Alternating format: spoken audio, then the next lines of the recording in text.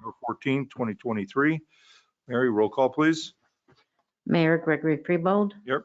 Vice Mayor Robert Shalhoub. Here. President Pro Tem Valteen Rodriguez. Councilmember Robert Gonzalez. Here. Councilmember John Maples. Here. Okay, very good. We can all stand for a moment of silence and invocation. Tonight, we are remembering Betty Richardson, MMC. She's a retired city clerk for the city of Leesburg, Florida. She was 82 years old. She passed us on 11/4/23.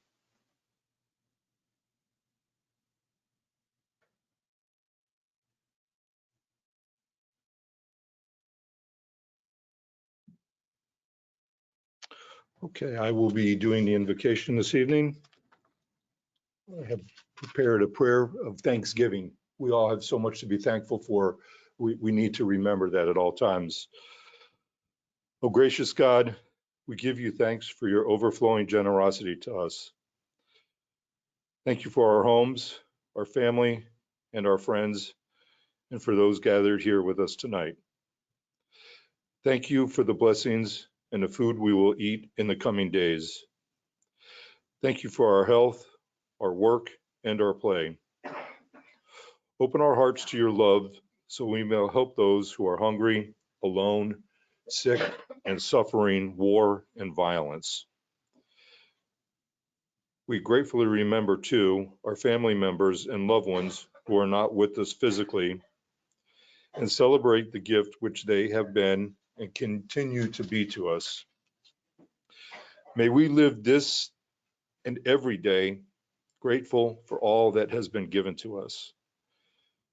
We make this prayer as we do all things through Christ our Lord. Amen. Amen. Amen. Thank you. Pledge. Pledge. Oh, excuse me. I'm sorry. Caught up in that. I pledge allegiance to the flag of the United States of America and to the republic for which it stands, one nation, under God, indivisible, with liberty and justice for all. Okay. So as we did last month, we are doing again this month. We are changing up. We're going to do audience comments first. So Ashok, you're going to be first. Come right up, my friend. Talk into the microphone so we can get you on tape and we have a good record. Good evening. My name is Ashok Kulkarni. Address 8131 Westlake Drive. See, the next week is a Thanksgiving, but I'm here to thank you all for doing such a wonderful work here. Council, police department, staff, everybody. You know, it makes all the difference. And I felt it because last time there was annexation, a lot of people were here. And first I didn't realize why they were here. And then after discussion, I realized they are part of Palm Beach County, become part of Lake Clark Shores. And suddenly I realized how wonderful town this is. Because I have been here for about 30 years. And this town, nice thing about it is it's not too big and not too small, number one. It is close to I-95. We have got a nice lake, close to intracoastal. Airport is nearby, shopping centers nearby. This is the unique town. I don't think you found town like this anywhere. We have got our own police department. Staff, anytime you want to have anything, we can approach easily. It doesn't happen in each and every time. I also appreciate last month, senior citizens committee meeting was here and it was so nicely organized. I really appreciate you managed to come here, Mr. Maples. You were there. Thank you. Dana was there. Mary. So all those people, I said, okay, let's get together. Nice snacks, lunch. I was impressed. I hope that meeting is going to be tomorrow also. It is. So all these things, when you add up, I say, hey, this is the unique town. I should be thankful, and these people want to annex, they should become part of our community too, you know? So putting all this thing together, I also must mention as architect and city planner, what I noticed in our town with a single family home, the side setbacks are much larger than you find anywhere else. If you go to any new community, they are tight, and therefore people are having two-story homes. Here, there is so much space that we don't realize it, you know? So here, that is another, because we do not have any zero lot line homes. When I came here from other countries, the city planner and all that, I was surprised. What is this zero lot line home? That means one edge of the house is touching the side property line. If developer wants to make money, they make a lot small, then they put two-story home. See, in our town, you don't see anything like that, which is also unique. So when I put everything together, I'm very thankful I am here. Thank you very much. And if I miss something, I apologize. Thank you very much, Ashok. Thank you. It's always nice to hear a kind word. I didn't mean to mention barbecue, Christmas decoration, all those things. I don't think that happens anywhere in the town, you know? So I don't know how much to express. Thanks a lot. Your little gem. Thank you, Ashok. Thank you. Thank you. Do we have any other audience comments? Anybody? It's hard to follow Yes, that. come on up, Jerry. All right, Gerard Sanchez, 8360 Westlake Drive.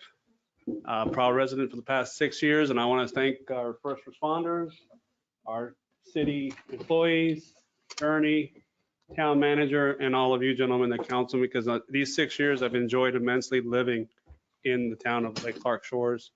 And I think it's because of you guys, you created that. Every time I talk to somebody that is familiar with Palm Beach County, they've lived here, but when I mention Lake Clark Shores, they all light up. They're like, oh, I've always wanted to live there. Oh, I love it when I go. I like and I don't think people realize how much of a gem we are in this county. So thank you for that. My real reason, and one of the reasons why I came here 6 years ago, is where are we with that wonderful Blue Canal 51? Am I saying that correctly? C51, the blue, well, the Blueberry Trail has been designated such. The boat lift is it's still alive. It hasn't died yet. Still 501(c)(3).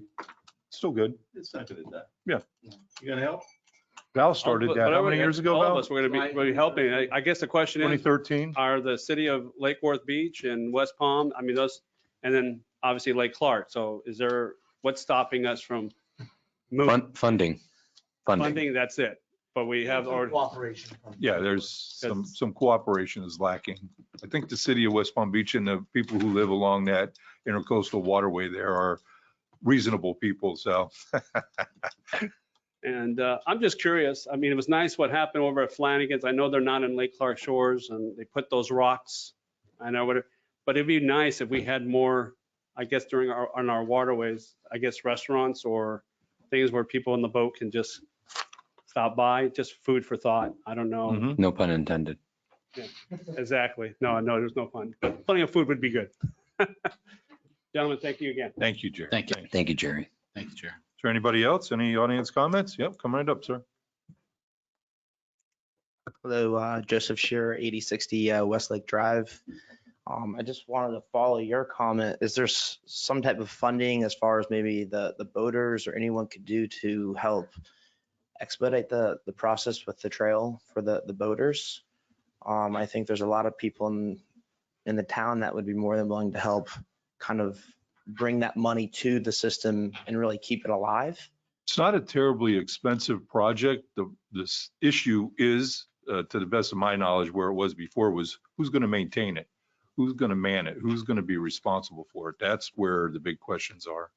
So there's a lot of logistics within that, Okay, so would but it would be hiring nice. attorneys or things of that nature Have help? lunch with me one day. I'll tell you. I've been Perfect. dealing with it since July of 2013 when I was mayor. I started the project and we went to hundreds of meetings since then. I'll be glad to share what the issue is. Absolutely. Thank you so much. Thank you. Did I see somebody else back there wanted to speak? Anybody? No? Okay. Do we have any email questions? No, we don't have email questions, but we have somebody that would like to speak. I'll get you next. online. Jen. It's Victoria Prinzi. Victoria, you can go ahead and unmute yourself. Okay, great. Thank you. Thank you for letting me speak. Hello, everybody up on the council and in the audience. My name is Victoria Prinzi, 1411 Carandis Circle, Lake Clark Shores. So a few meetings, I didn't attend last meeting, and I'm sorry if you brought it up because I did miss it. But the meeting before, I did bring up about the cost of the surveillance.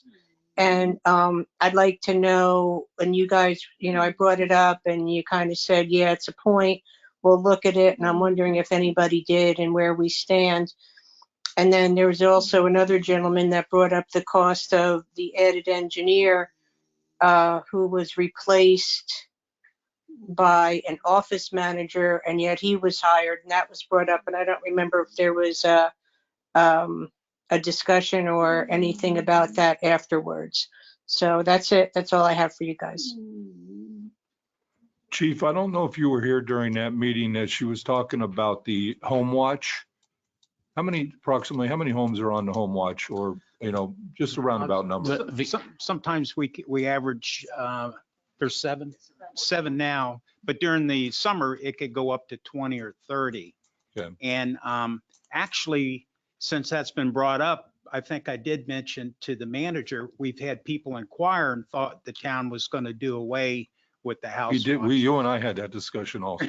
Right. So nobody was negative about it. They just wanted to make sure that the police department would not stop doing the house watches. The house watches are done during the day shift.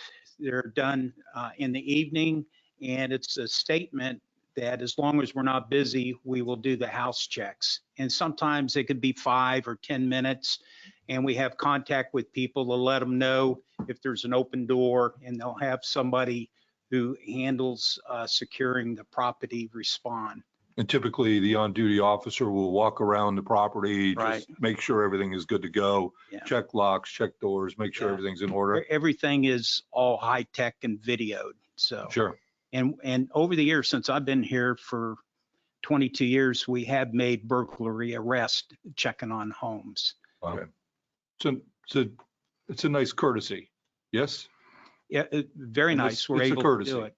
We're not that busy. We do the house checks. Sure. Okay. It's a big plus for the. Okay, thank you. I appreciate it. I think it's a good idea too. Don't get me wrong. I don't think it's a bad thing. And if you have time, I just think it should be paid for. It's a cost, and, I did the analysis that I, gave to you guys last time. It could be upwards of 20,000 a year or so. And I think we're small enough where, that's not a huge sum of money, but it could be more, it could be less. And, in a town this small, it's noteworthy. I mean, there's huge discussions over a $500 tennis match. And, I don't understand, like everything else has to be paid for. Why is that service free? And it's not a bad service. So don't get me wrong. I love it. I think it's a great idea to have the police around, but I just think it should be paid for, there could be rules about it. It could be not unreasonable, if you're just going away for 2 or 3 weeks, or every homeowner, you can get a month or whatever. There could be rules for not to make it a big pain in the neck for people who just need it. But, everybody could get Simply Safe. There's so many services now that you could watch Wi-Fi from your homes up north or wherever you are. I just don't see why this has to continue as a free service, or really at all. I mean, not with all the securities that you could put up yourself now. So I really would like to see something like that. I mean, I don't have an explanation why we pay for everything else and not that.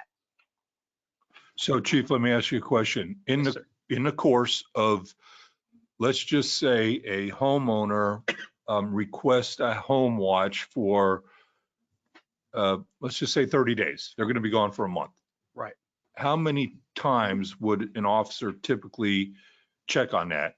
We'll do it daily and Daily? as long as we're not busy. Oh, we'll do it really? Daily. Oh, As long as we're not busy. If the officers are on patrol, they're going to be driving in the neighborhood and they'll get out and check. You know, people do pay taxes, so they're paying Sure. for the service. no, I understand. And they're paying extra money for a police department. And it's one of the things over the many years that the town has offered on checking. Now, you have one person that's talking about their concerns, and you may be looking at 20, 30, 40 people. When we had the food event, I had people come up and they were concerned about if we were going to stop doing it. And I said, no, I have not been directed to do that. We still would do that. It's something nice that the town can offer. And a lot of the smaller communities and Atlantis or Jupiter or some of these other areas, Jupiter Island, they still do that.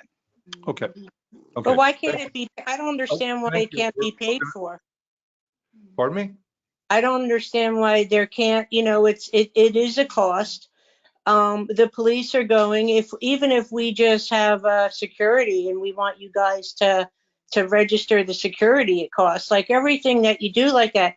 And yet we do pay taxes, but you're asking me to pay for people who don't live here. I pay taxes. I don't care how much they pay or who pays less or who pays more. But our taxes, why should I pay? I've never once, however many, 7, 8 years, even asked for one day for the police to come. And I go away, I do my own security. So why do my taxes have to pay for that free service? Just because they pay taxes doesn't mean they shouldn't pay for it. It's an extra service. That individual homeowner who pays his taxes could possibly view it as he's paying for that service. So, okay, we'll talk, chief. Yeah, We'll we've never come back. done I a understand. cost analysis, but the officers are getting paid and working during the day, and they're doing it when they're not busy. Right. Okay. All right. Yeah, Very but good. I heard in various meetings that we're short on police. So, it can't go both ways. It's like, oh yeah, we have plenty of time to check 30, 40 homes once a day over, the tourist season, but yet we need more police. I mean, I'd like to see it get paid for or dropped. I just don't think it's fair. I don't really want to pay for that. Okay, thank you. We got that message. Thank you very much. Jen, you're up. Comment on this rainy day. Can everyone hear me? Good Hear evening. you. Oh, okay. All right, I prepared something. Okay, last week I turned in a petition signed by over 950 Lake Clark Shores residents requesting a vote on septic to sewer. Lake Clark Shores Code of Ordinances, Article 5, Section 2-255 states, quote, "The people shall have power at their option." Jen, can you say that article just a little slower? Sorry. Okay. Sorry. Article 5, Section 2-255. Thank you. Quote, "The people shall have power at their option to approve or reject at the polls any ordinance passed by the town council or submitted by the town council to a vote of the electors, such power being known as a referendum," end quote. Subsequent sections of our town's bylaws go on to say that if a petition signed by 33% of the total number of registered voters is filled with the town, this council shall either reconsider such a measure or, in the case of our petition, submit the measure to a vote of electors at the next municipal election. Lake Clark's next municipal election is in March. Lake Clark Shores Code of Ordinances, Article 5, Section 2-259 states that 30 days prior to an election, that our legally sufficient petition entitles us to a vote. So with that being said, on behalf of 959 residents that signed our petition, we humbly ask this council right now to motion that a referendum vote on septic to sewer be placed on the ballot in the next municipal election. I'll pass that off to either the attorney or Joe. I can respond is I spoke to Charlie about this earlier today. It just came into us and we really haven't had a chance to look at it as far as what steps would be next and whether, a referendum would be appropriate given a petition. Mr. Mayor, Yes. if I may attempt a response. Yes. I can't exactly address your question as to the petition exactly, but I do know that this had come up in prior council meetings with Charlie. Mhm. One of the takeaways that I got, and in my opinion, this is not legal advice at all. One of the issues with a potential vote would be the fact that a vote, since it's all encompassing over the entire neighborhood, it would have disparate impact for people. So essentially, everybody would be voting for only some people getting the benefit. And that's the way that I understood it. So even though Article 5, Section 2-255 states that it's something that could be put on the ballot, Florida law would be preempting that, which essentially Florida law says, hey, I want to take over here in this position. And they are the ones, from what I understand, don't take it as legal advice, are telling us that says, hey, it is wrong or inappropriate for us to put something to a vote that would have disparate impact on two different sets of neighbors. Since part of our utility comes from Palm Springs, and I know you have a question, and the other side comes from the Lake Clark utility, that's wherein lies the issue, as I understand it. I could be wrong. Yeah, so Florida statute doesn't say that anywhere. It actually says that if you want something put on the Your ballot- mic is off. For some reason, it turned off there. There's a little button towards me On the back, on the back end. bottom. Down, down, down, down, Base, down. base. There you go. Right there. Is that better? Yep. Oh, thank you. There you go. So Florida law doesn't say that actually. It says actually, if you want something on a ballot that you need 10 or 15% of the vote. So actually, our town bylaws hold you to quite a higher standard. Correct. I'm aware that the city of Palm Beach Gardens actually sued their city, but there was a petition going around there. They wanted term limits and they were successful in getting, like, their number was too high and they got it down to like the Florida statute. And then they put the ballot in, got it on the next ballot, and it was voted, But in again, favor. remember the term limits issue is something that's going to affect the entire town. yeah. And so, Just because this affects a few people that you can't negate what's written in the codes, or like No, show me the code we have that I can defer so the to, code that we have, so which Florida, is written in our law. right. Yeah. I understand. It could be written all day long. And so if Florida state states that something is inappropriate, or if they preempt us, or if they Mhm. pass a law that essentially supersedes what Lake Clark Shore says, Sure. okay, Did they do that?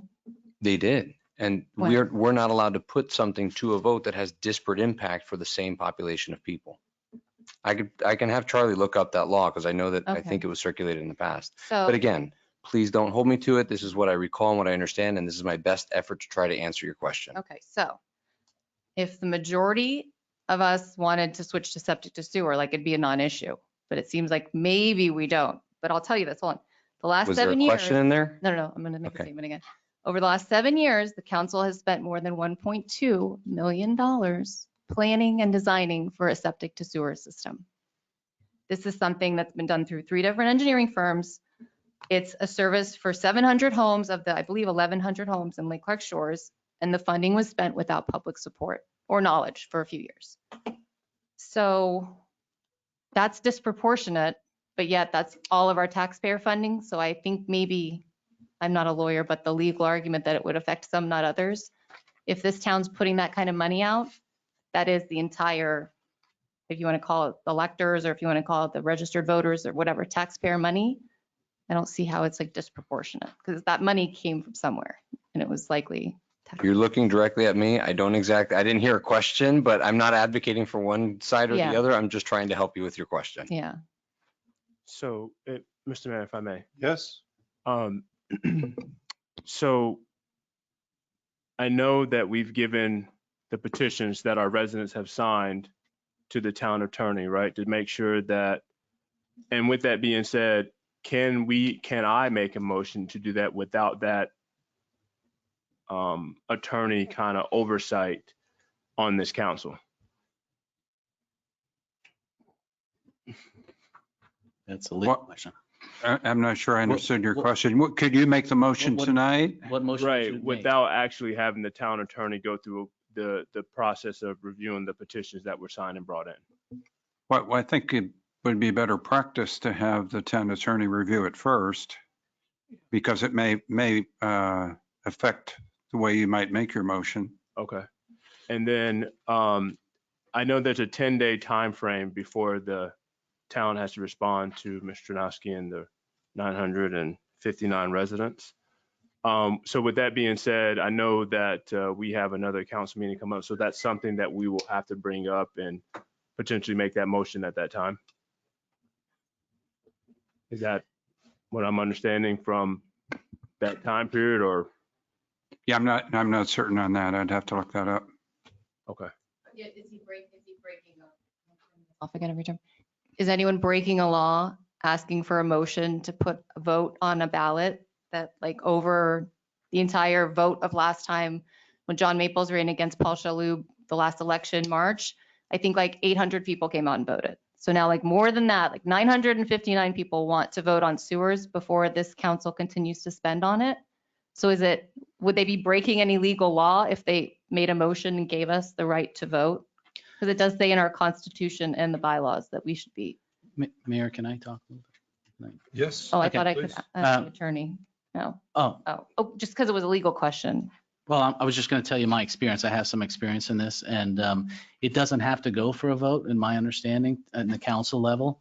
If that petition is valid, it just goes on as a referendum. It just, Yeah, it feels like it'd be the right thing to do for our 5 elected representatives to represent us, because we're giving you this information. Like I spent over a year collecting I'm just signatures, saying got that help from people. my experience was that there was a legal petition. The attorney looked Yeah. at it, and he has those 10 days. And if it's legal, and we have to check the signatures and all that, and then it just goes, we On send the it, ballot. it goes on the Yeah. ballot. So I'm just saying, you guys, as our elected town representatives, if you'd like to do the right thing by your constituents that have taken the time to Mr. Mayor, if do this. I may. Yes. So by insinuating doing the right thing implies that we're not doing the right thing or there's some other nefarious thing going on. I would like to address the fact, hold on, please. I would like to address the fact that in your reading, and I think correctly so, you referenced particular language that said legally sufficient. So that's actually a legal term of art is what we call it. And again, not legal advice. This is not legal advice. That in order for us to be able to be in a position to make a motion, we need to understand if that petition is legally sufficient. And from what I understand, that is what we're waiting on. So to your point, once the petition is determined legally sufficient, I think that that's when it would be appropriate to be in front of the town council. And that's what we would call when it's at issue. So I think those are two different issues, because what I think I heard you say was if it's legally sufficient, it automatically goes on the ballot. And what I'm saying is I've gotten enough signatures and definitely enough people feel the same way I feel, and that we'd like a voice in the matter. So I feel like it's separate. I totally understand. I jars of understand. And that's, So you could motion if you wanted to. well, it's not, Or it's you not could wait until. so there is actually, so if you look up the legally sufficient, what makes a petition legally sufficient, there is a criteria. And so Yeah, we're waiting on that. That hasn't been determined yet. Okay. And so it has to go through that process, that phase, Mr. Mayor, if I may. from what I understand.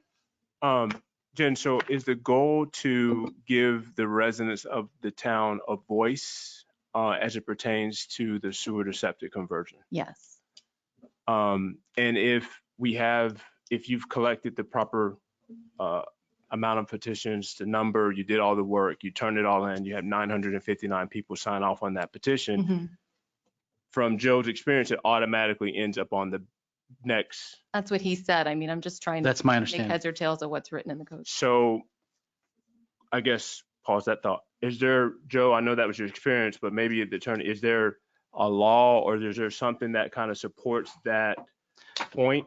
Or For you all to put something on a referendum vote, it has to go in front of you as an ordinance. And you have to have the referendum language and all that. It takes 2 readings. That's my understanding again. So I don't know what you can do tonight. There's, to my knowledge, there's nothing. You have to wait for the attorney to give you his legal So advice. you could maybe motion for an ordinance to be written up by town staff. You could do that.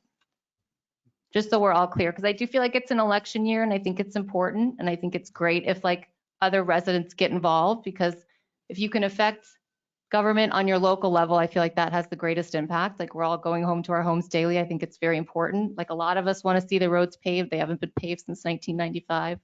They're awful. They're embarrassing. If we could work towards different goals that we all like and we come up here and like voice those opinions and you guys hear us, it's like a wonderful thing. Like we just continue to build and grow and it's a great place to live. And, we all chose to live here and raise our families because it's a great place. So Okay, just I so wanna we're all, just- if we're all on the record, nobody wants to put the motion, that's fine. I just thought I'm We- getting ahead of the thing. I've taken me a year and a half to get all these signatures. I'm a mother of two, a wife. I have a full-time job. It would not be prudent of us to act without legal advice. Well, Secondly, let me have the floor now for a minute. Sure. We did not spend public funds without reason, just so everybody out here understands within the state of Florida. And when you're looking for state funding, you have to be what's called shovel ready. We can't go to the state and go to Tallahassee and ask these legislators to say, hey, how about giving Lake Clark Shores $7 million, $10 million, whatever the number may be. They will not do it. What we have to do when it is incumbent upon us to either A, do it, or B, don't, is we need to be shovel ready. I've said this before, I'm going to say it again. When you run a business, we're running a business here. We're government officials, but we're handling this as a business endeavor.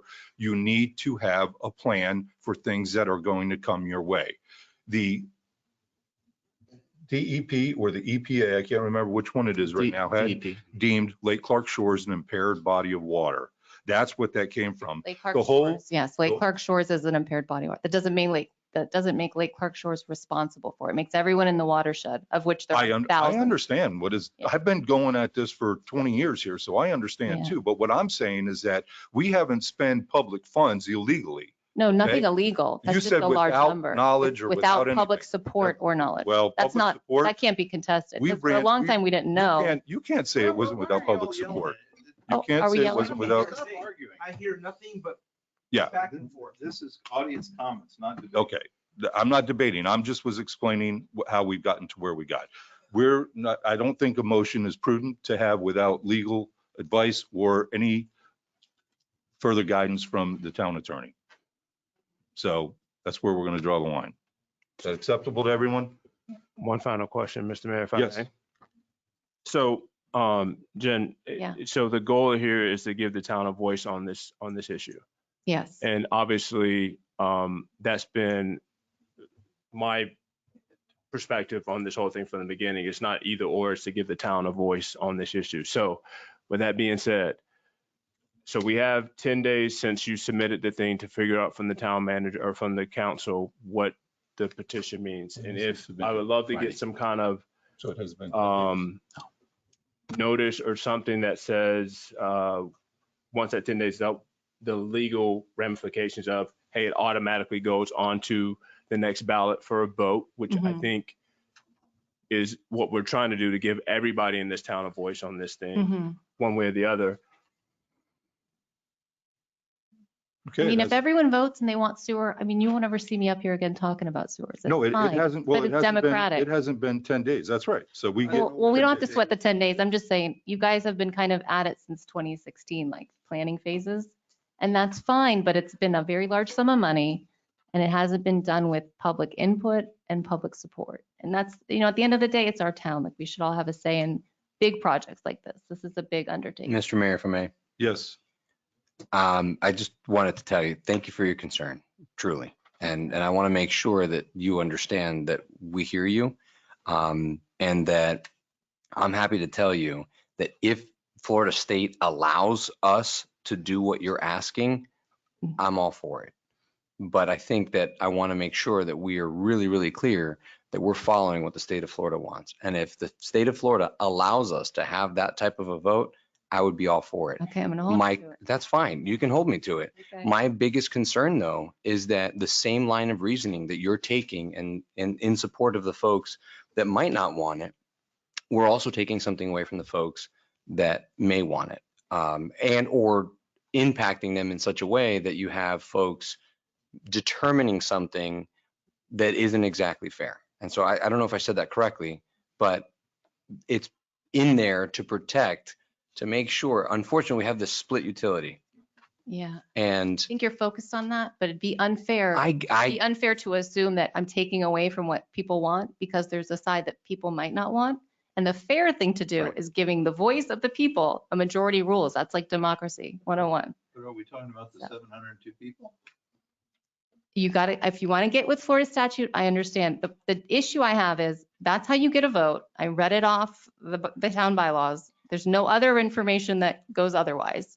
I would love for you to So- rope Charlie in so that we can really understand our laws and also the Florida state laws and the relationship between the two. Okay. Because it's also been said that we don't enforce Florida statutes here on different occasions. So it's kind of like we pick and we No, choose. we have to enforce Florida It's statutes. happened. Yeah, it's happened. Okay, Different people thank have you. said it. We'll Okay. keep you posted. All right. Thanks so Yeah, much, you you bet. guys. All right. Thank you. Okay, we're going to move on. Lieutenant Howell's patiently waiting, 20 years, 20 years. real community service.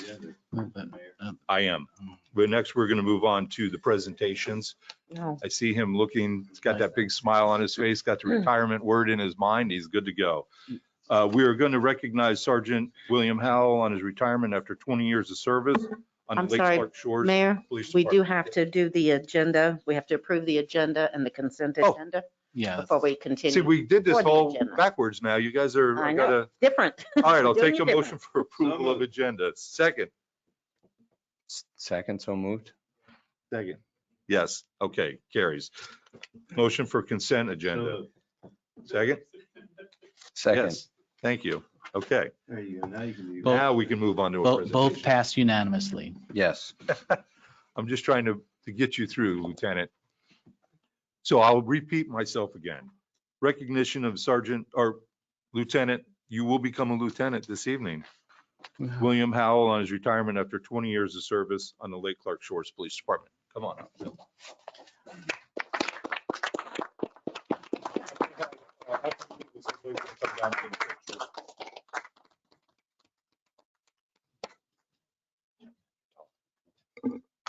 While the mayor was coming down, I wanted to tell you that I've known Bill for 40 years. We had 20 years here. He's won numerous awards on traffic safety. And the two speed trailers that I guess were valued about 20,000, he actually won them for the town years ago. Also, during Bill's career, he's got about a dozen life-saving awards, apprehended felons. And then that bank robbery we got shot at, but we didn't get hit, but the other guy did. But he really went out of his way for the people in the community. I mean, from helping people, many times people down on their luck, so you deal with people homeless or something, always reach in your pocket and help them out. So he's been a great asset to the community. And he's done thousands of things for the community. And he's also donated a lot of time for events and stuff. So he's going to be missed. And one of the things I wanted to do is promote him to lieutenant. And here's your lieutenant's badge. And Mayor,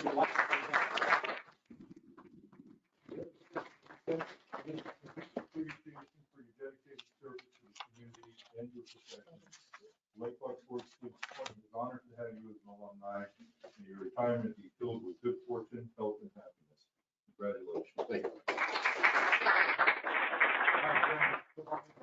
One other thing I wanted to do for Florida state statute, when you retire, after you have this many years, the city presents you with your service weapon.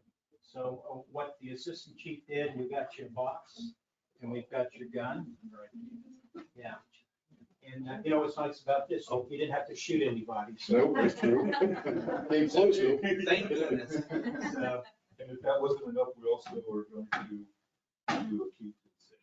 So if we come back, you'll be able to get in and. There you go. Thank you very much. You may say. I do. Bill is moving to Georgia. He'll be with his grandkids and kids up there. So we wish him all the luck.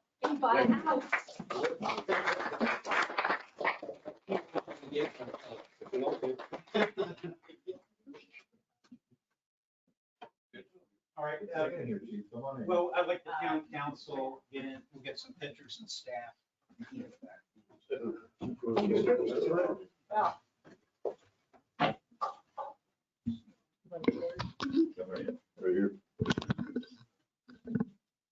All right, Emily, you have to tell us where you. Can I cover anything? Get everybody on. Okay, you're ready? Yeah. Easy. Very good. Yeah, thank you. Congratulations. Congratulations.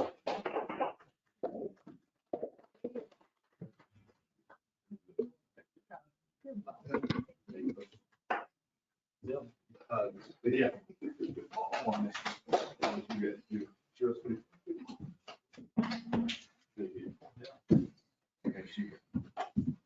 He should also know that he was our first motorcycle police officer. Yeah, and for many years. Yeah. About, The best for last. how many years were you a motorcycle cop? How many years did you do the motorcycle? We got it right after I started in '03. It was right up until, what, 2 years ago? Yeah. Nice. They're called motors. Take care, Phil. Very nice. Congratulations, sir.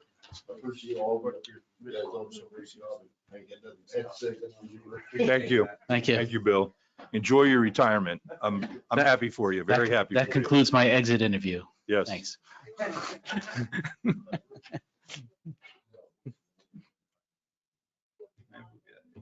Okay, yeah. We'll move on to our next item in presentations, lithium batteries, Battery Smart, Fire Smart, Elise Weintraub Brown, Palm Beach County Fire Rescue, Community Education Supervisor, and Jessica Winter, Recycling Education and Marketing Manager with Solid Waste Authority of Palm Beach County. Come right up, ladies.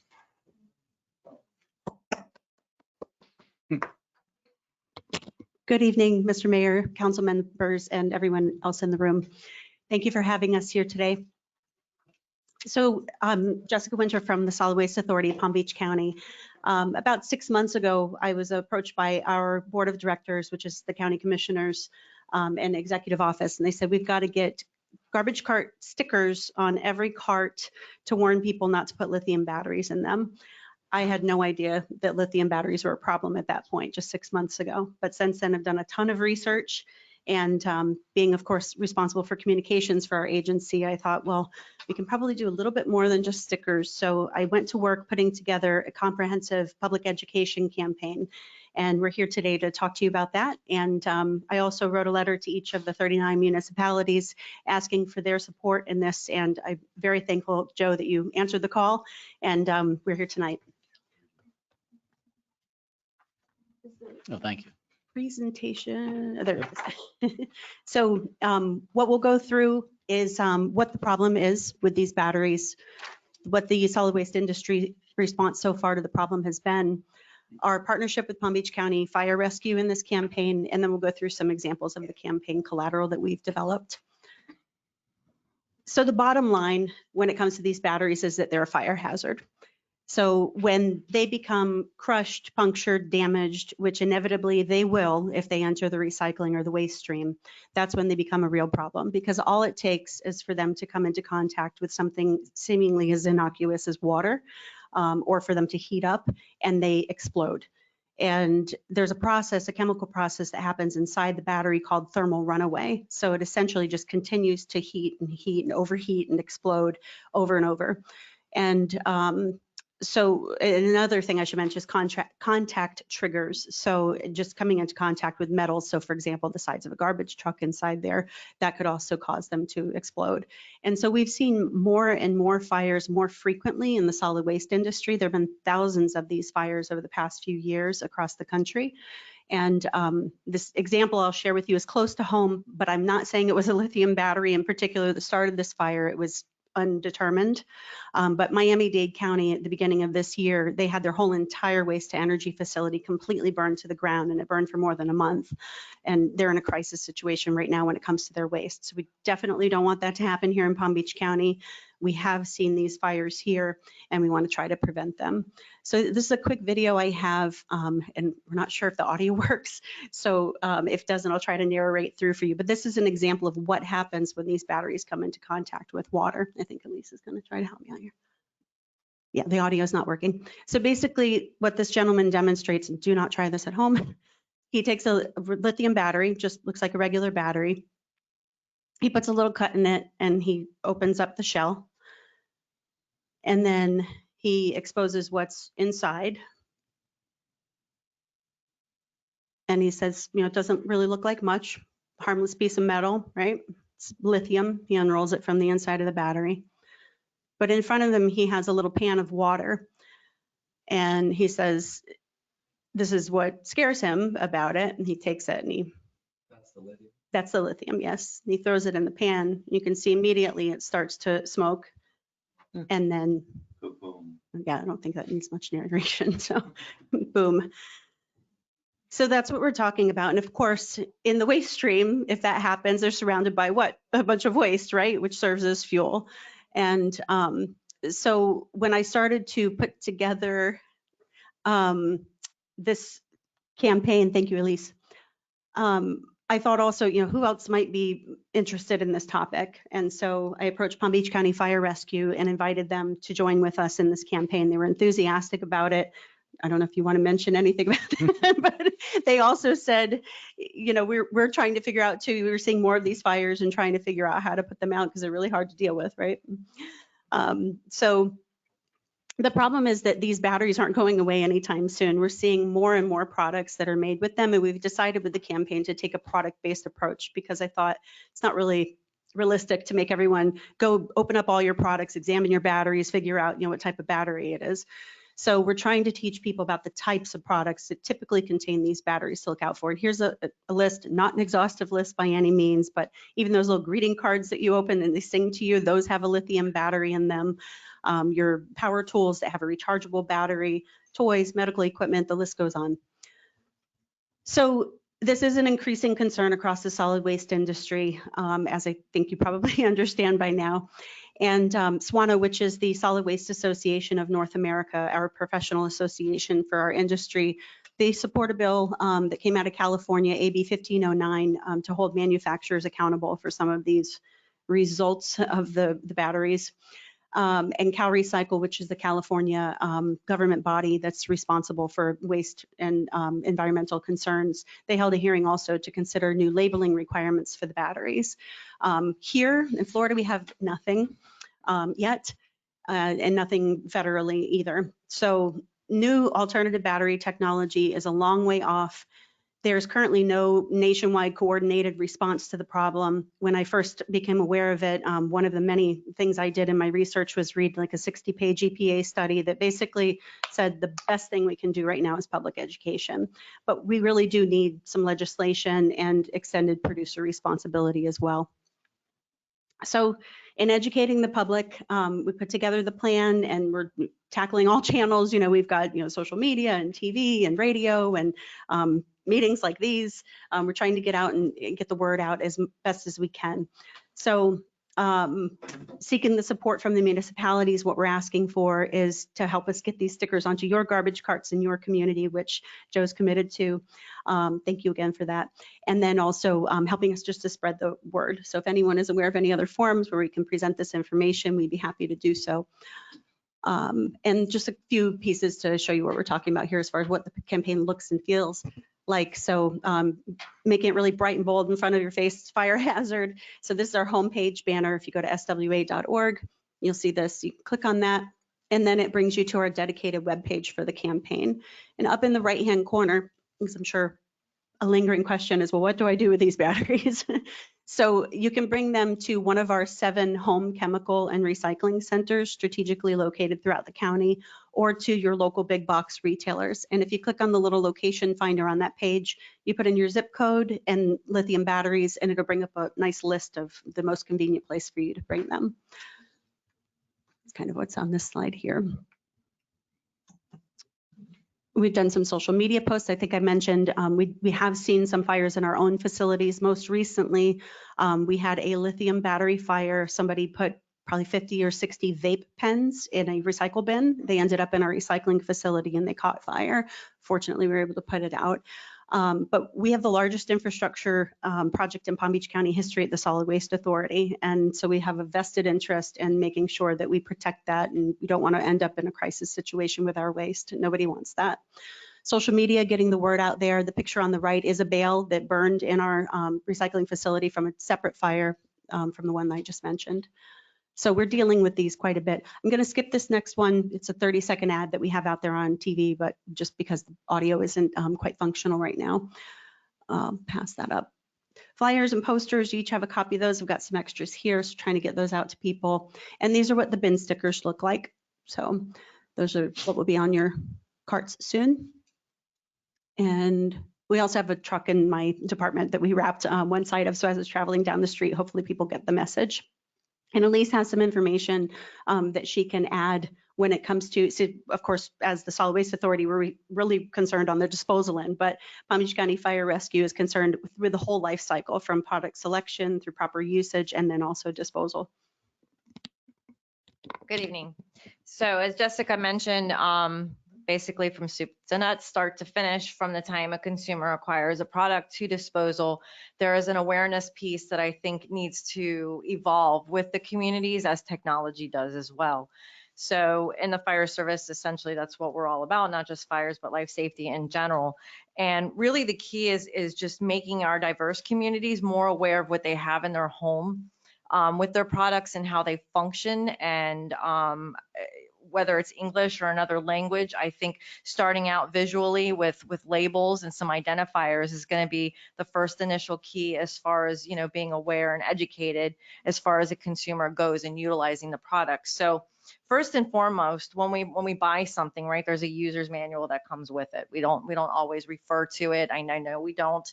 But when it comes to anything that potentially is a threat to life safety with the functionality or the use of the products, we have to make ourselves more aware. So we buy a product, it may come with a charger, it may come with a battery, or there's guidance on there that tells us specifically what types of batteries and chargers and how to utilize the product. We need to refer to those because all the products are designed to conform with safety standards. Once we step outside of that box as a consumer and we operate it in a way that it was not designed or meant to be, we're putting ourselves at risk for a fire or injury.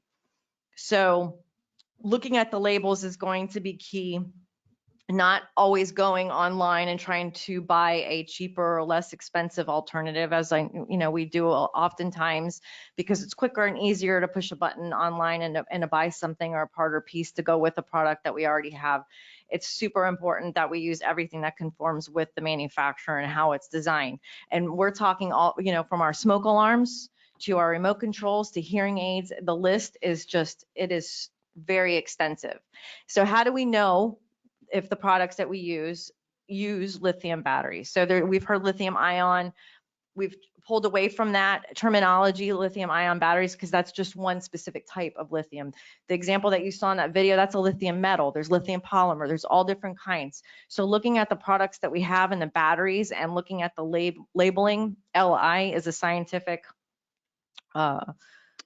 symbol, thank you, for lithium. So we start there and then we conform to all the recommendations. So labeling, as you see on this flyer, we're evolving the messaging. Having a picture of a garbage can with a line through it, that speaks volumes. That is going to be super important, and it's going to be right front and center on the stickers that go for the receptacles and people's homes, so they know not to put the batteries into the home garbage cans. So messaging has also evolved into taping terminals, okay? So when the terminals and the batteries, when they contact metal or they contact another element, that's when the circuit gets completed and it gets energized. By taping the terminals before it is collected or put into a container and taken, to the next step for disposal, that's gonna be key and important too. How many of you all have battery drawers at home? A battery drawer, right? It's just a drawer full of batteries, because you open one little package and maybe you need 2 of them in there, and then what happens to the rest of them? So they do that. Sure, they dance around and have a party. Hopefully they don't spark any Yes, so they don't have any, spark any heat. But essentially keeping the battery, something as simple as keeping the batteries all aligned in the carriage, the plastic carriage, and then, setting it in a drawer, that is a simple step that you can take to make yourself safer. So all this messaging, it's all encompassing, being mindful, registering the products that you use by filling out the little card or going online. So if there is a safety alert or a recall, you're aware of it. How many of you have ever had an iPhone or a laptop where the battery or it heats or maybe begins to swell? So the batteries are becoming defective and they're at risk for causing a fire. So what do you do with them? Well, this is all part of our messaging. Those batteries, when they are deteriorating and declining, they need to be handled very gently and safely. And recommendations right now is to put it in a container with sand or kitty litter and to bring it to a home chemical recycling center or to refer to some of the other agencies that Jessica mentions, and also on Solid Waste Authority website, so they can pay for a container to be shipped to them and it can be sent out to comply with regulations for transporting. So there's a lot of messaging that goes along with this. We're evolving the materials. We're trying to get more exposure in the communities to make people more aware of what they have in their home and how they can be more informed consumers and to use, the products that they have at home and to charge them responsibly and so forth. But first and foremost, knowing what we have in our home and is going to be key. And then where does it go when it gets thrown away? Thank you. Well, thank you so much for what a wonderful presentation. I appreciate it. I learned a lot about this at the League of Cities meeting 2 months ago. And that's when I mentioned we should bring it to let everybody know in advance of Christmas. But thank you so much for very informative. So we start with, this is the first step toward educating our residents. Mr. Mayor, thank you. Thank you. Does anybody else have any questions? Thank you. All right. Thank you, Thank ladies. you. I'll have a good Thanksgiving. Thank you. Take care.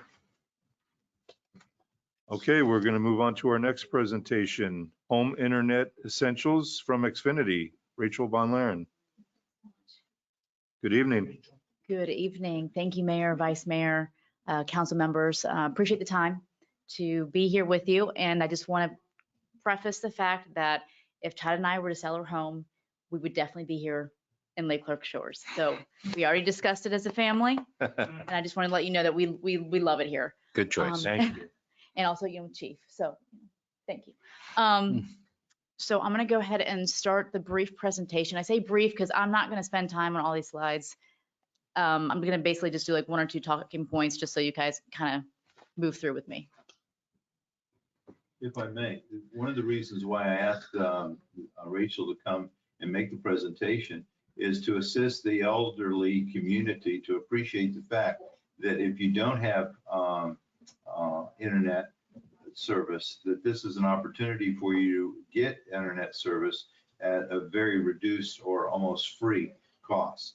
So and that's when I reached out to Rachel and I said, what can you do? I said, we want to do something for those that are on fixed income, want to do those who may not have the ability to be computer literate, but maybe this is a step in the right direction. So that's why I asked Your microphone's off. Mr. Lovello to, Just point it down. to reach out and bring Rachel Von Laren to make the presentation. So that's the reason why she's here. Thank you very much. Rachel, it's all yours. Appreciate it so much. So I want to just do a brief little background just so kind of know a little bit about who we are, because if I didn't do it, I might be in trouble. So as you can see here, Comcast is not just a US company. It is basically worldwide with Xfinity, NBC Universal, and now most recently Sky, which is basically the cable internet service across seas. Sure. Across the pond. So we were established in one location that has only 2 things, Elvis and Comcast. Anybody know? Nashville. Tupelo, Mississippi. Tupelo, Mississippi. Yep, Huh? that's what Tupelo, Mississippi is known for. So basically just keeping that simple. I wanted to also share that we provide a $4.2 billion investment annually into the infrastructure, into technology to ensure that we are providing the best, most reliable service when it comes to internet services. So Comcast Florida, the headquarters for Comcast is right here, well, right here in Palm Beach County and West Palm Beach. And we serve about 6.2 million customers across the state. As you can see on this slide, just briefly, I know there's a lot of it's very, very small writing, but the premise or the most important information is the fact that we serve 60 million customers across the United States. And we are consistently and constantly innovating and investing in the network. This part is basically about AI. So what we have within the company is our network that has technology. So for instance, if you have someone who says that their cable is out or if their internet is out, they want to know, hey, can a tech come and fix it? We can actually be the ones to tell that customer, hey, the line's been cut. We've got somebody coming right now to fix it for you. It'll be back up in 2 hours. So that's the kind of technology that we have been investing in to ensure that we're providing the customers the best, most reliable service. We are constantly doubling our network capacity, and we're about 2.5 years ahead. So basically 2.5 years ahead of the demand. This way we're constantly, again, innovating. We, again, are also investing in our employees. We are providing training so that those who are providing assistance with our customers are highly skilled, highly trained, and providing the best service. This might be of interest because I know cybersecurity is of top of mind.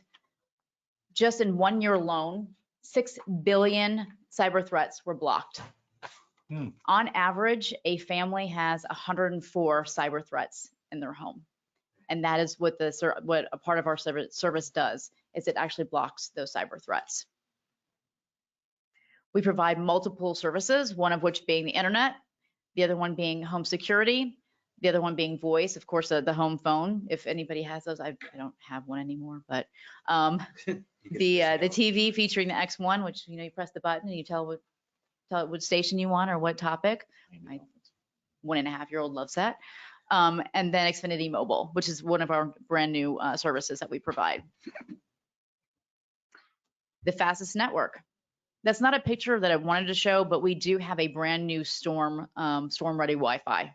So what happens is if your power goes out, hurricane, otherwise, it actually will continue to run and provide internet service. Since, as you know, many people get on their phones as soon as the power goes down. This way, you actually have access. And I'm going to start off with the part as to why I am here. So I want to bring to light what a lot of individuals don't know about that was provided based upon the pandemic. And it's funded by the federal government. It's called the Affordable Connectivity Program. And it provides a $30 stipend, if you will, or a credit to one's internet bill. The Affordable Connectivity Program is actually at risk of not being continued. So that's one thing that we're pushing through the legislature to ensure that that's being continued, that funding, because there are so many families that are on the Internet Essentials. And that's where I'm going to bring you into the Internet Essentials piece, where we actually have two particular types. And Internet Essentials, the initial one is 50 over 10 or 50 download, 10 upload for $9.95 a month. That's your basic. The next one is called Internet Essentials Plus, which is $29.95, and that's 100 over 20. That's basically the bare minimum for most places nowadays. The reason why I bring that, the $29.95, is because that will be fully covered by the government. If you qualify for Internet Essentials, you will more than likely qualify for the Affordable Connectivity Program, which then offsets that cost of the $29.95, and it's essentially free. Now, the credit can be for that, or it can be, let's say that someone likes to have, likes to game, or they need a much larger amount of download upload speed. They can also, if they qualify for the ACP, they can get a $30 credit. Doesn't matter what speed they're at. But I just wanted to preface that with the fact that the Internet Essentials is what we're trying to push for those who are income constrained. So I went into a little bit of detail on the Internet Essentials piece, but I want to also bring to the fact that with that cost that I provided, it also includes a modem and a router. So that individual is not having to pay for that equipment to connect, which for some families is a blessing because they're able to do job searches, they're able to conduct work, and their children are able to do research and do homework from home. Unfortunately, there are about 20% of the households in America that do not have internet service. In addition to some of these internet essentials pieces, you can also get a low-cost computer for $149, and we also provide the digital skills training for those individuals like myself who are technologically incompetent. And my 2.5-year-old can dial my phone without even opening it, so I don't even know how. Anyway, but those digital skills training will help that individual get to that next chapter. I wanted to provide just some of the eligibility requirements. So things like if your child is at a Title I school and has free or reduced lunch, if you're or if a individual is a Pell Grant recipient and is going to college, if the individual's on Medicaid, SNAP, WIC, veteran pension, survivor's benefits, Social Security income, so many qualifiers for an individual to utilize the Affordable Connectivity Program. I want to bring to light one quick thing because this is part of my job that I'm privileged to do, and it's called our Team Up, which is what we do in the community, our volunteering in the community for different organizations. We call it Team Up for Unlimited Possibilities. So we have had in the past year, they changed from what used to be Comcast Cares, which was one day where all the employees come together and they do one volunteer event. Now we're doing lots of little ones throughout the year.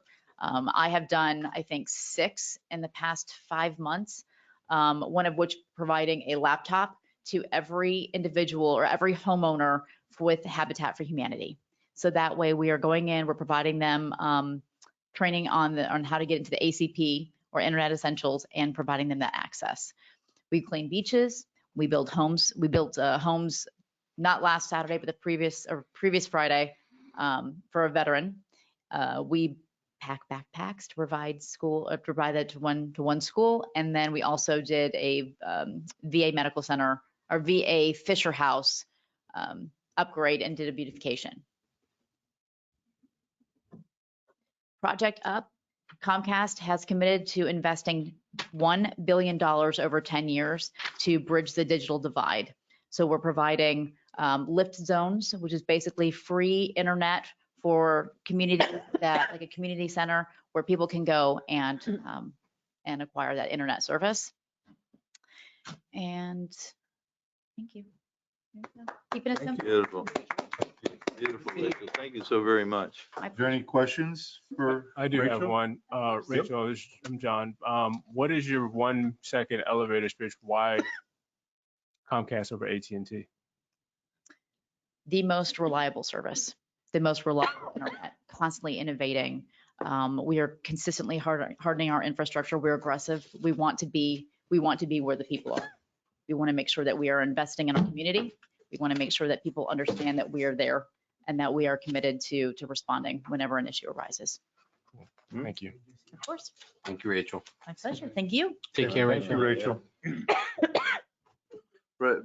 Thank you, Rachel. Okay, moving on. We have no quasi judicial proceedings, no public hearing, no unfinished business, no new business. We'll move on to status reports. Chief?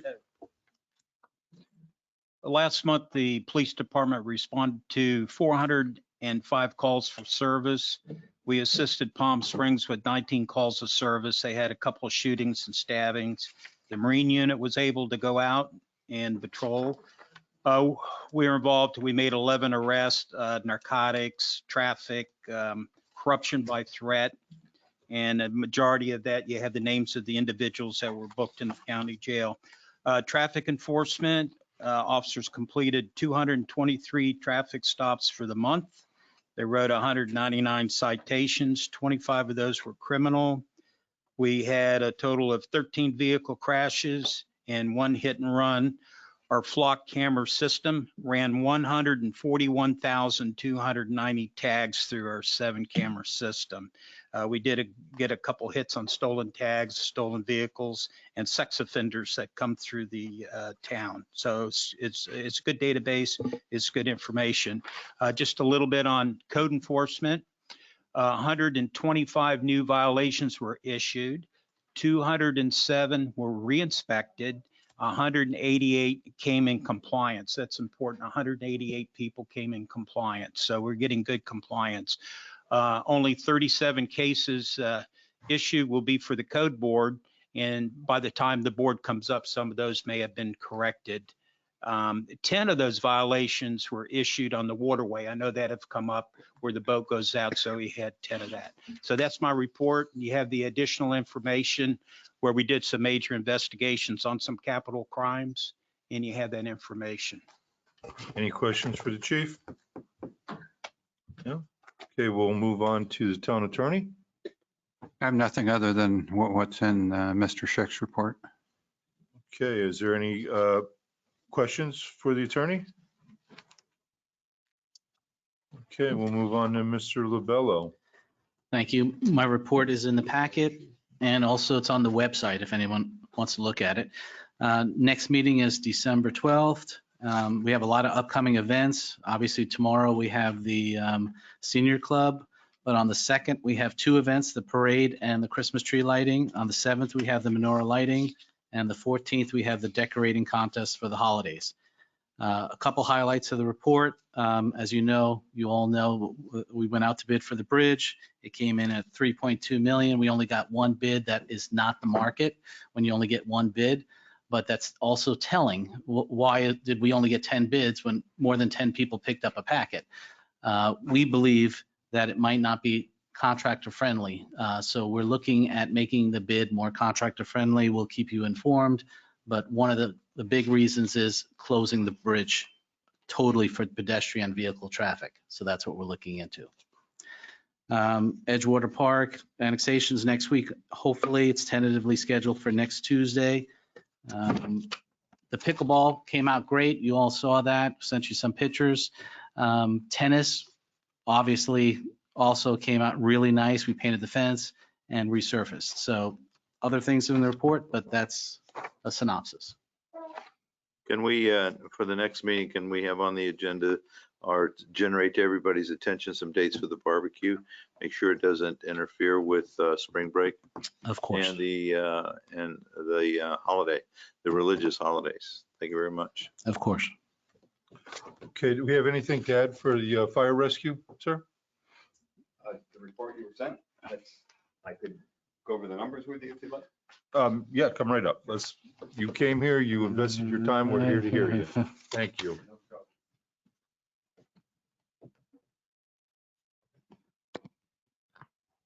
Good evening, Mr. Mayor and Council. Craig Spiegelhalter, Palm Beach County Fire Rescue. I am covering for Chief Adams during her extended time away for medical leave. I've been in contact with your staff and introduced myself.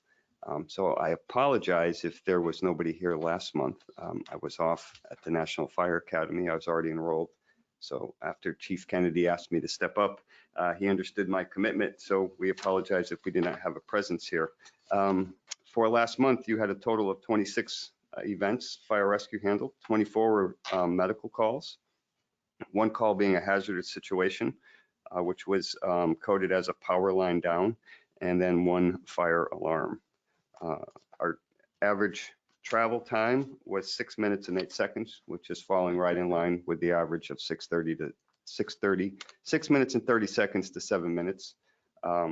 Overall response time was 7 minutes and 37 seconds, which includes the call handling time in our dispatch center, and then the average time for last month of 46 seconds for crews to receive the alert, get themselves out to the truck, dressed, and get on the road.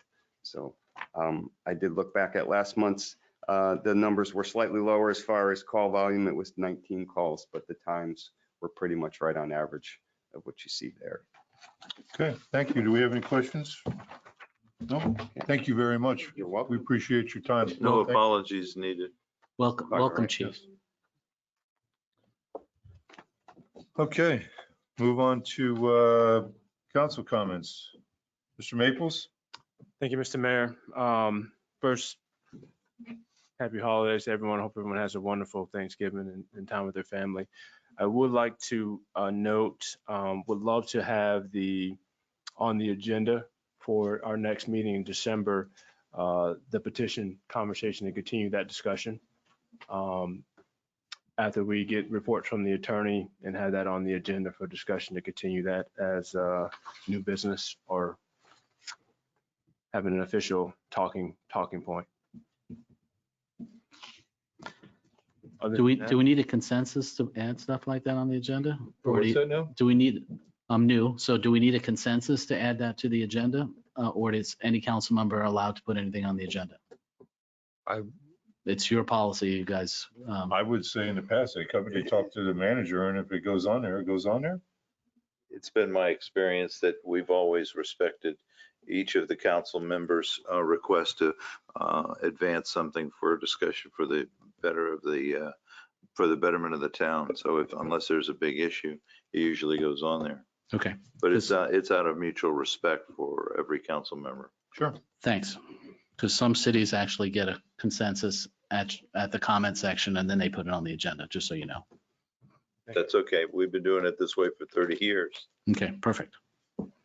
Thank you. It will be on. Thank you, council. Thank you, everyone, for coming tonight. No comments other than, You're up. thank you, Mr. Mayor. No comments other than happy Thanksgiving. Appreciate all the hard work you guys put in, and thank you very much to our residents. Mr.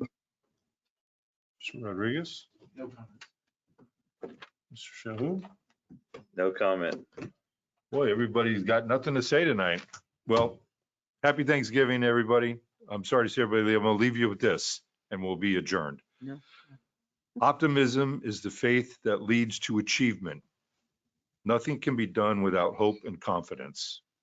Happy Thanksgiving. Motion to adjourn. So moved. Very good. Have a blessed Thanksgiving, everybody. No, we got. Now we have to do the next meeting. Oh, Let's go. CR, yes, gotta go Go, CR. come on. Almost forgot. I did forget. I did Come on. forget. You gotta close one to open the other, right? Hurry up.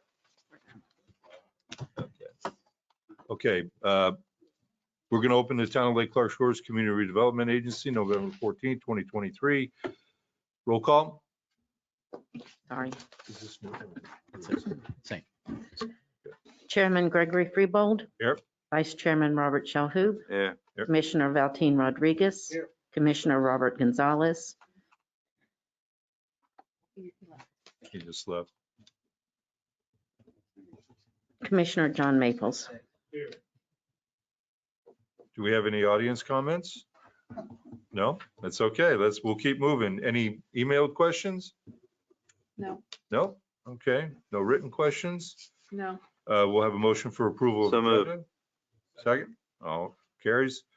Approval of consent agenda? So moved. Second? Second. Okay, carries. No presentations, no new business. Any commissioner comments? But both passed unanimously. Consent? Both passed unanimously. Yes. Did I say Motion that? to Okay, adjourn. Carries. Yes. So moved. Thank you, everybody. Mary, me up if we don't say that. I hear you.